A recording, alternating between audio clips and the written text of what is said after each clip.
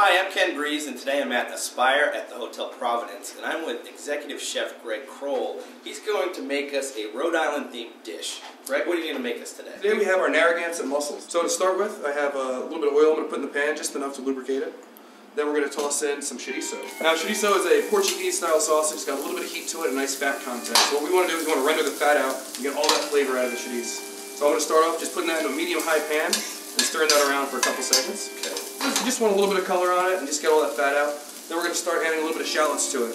Just julienne these shallots nice and thin so they'll cook very quickly. These mussels that I chose are Johnny Blue mussels. They're coming from Maine. They grow on these giant ropes that go all the way down to the bottom, and they'll be actually about 60 to 70 feet below the surface of the water. Wow. So being in that colder water gives them a little bit of a different shell structure. It gives them a thicker shell and a sweeter body to them. So now that I've got the shallots rendered down, I'm going to add a little bit of garlic.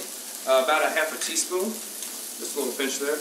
That is starting to smell amazing, by the way. Thank you. And now we're going to add a little bit of diced cherry tomatoes. Toss those in the pan, let them render down and soften up. And then we'll add our mussels. Now mussels are very fast cooking food. I'm going to put about a half a Narragansett lager now, add to the sauce. That steams right up beautifully. And I'm just going to give it a little bit of cover for 2 seconds, just let them steam and open up. Get them nice and drunk. Yes, exactly. And as soon as the shell opens up all the way, the mussels let you know when they're cooked. And you leave them in the shell. I leave them in the shell, yeah. Well, the great part about the shell is you have a little apparatus to pick up your mussels with the meat. I'm just going to season that up with a little bit of salt and pepper now. Now, we just want the sauce to reduce down about by half. If you go too far, it's going to almost become a gloss and just kind of coat the outside. Look at that. Oh, wow. Starting to open up beautifully. Yeah. Right before they're finished, I'm going to add a little bit of fresh thyme.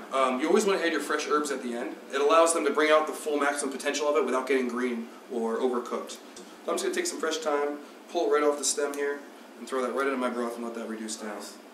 And just about this point, I'm going to add about a tablespoon of garlic butter. Number one thing about cooking, you got to taste your food. Oh, yes. So take a spoon and dig right in. You got to taste the sauce. You can only see so much from looking at it and how much salt and things you put in there, but you'll never know until you actually taste it.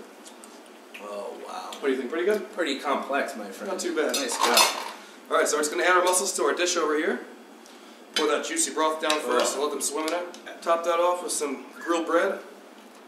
A little bit more fresh thyme, and there we go, our Narragansett mussels. That is a Rhode Island snack right there.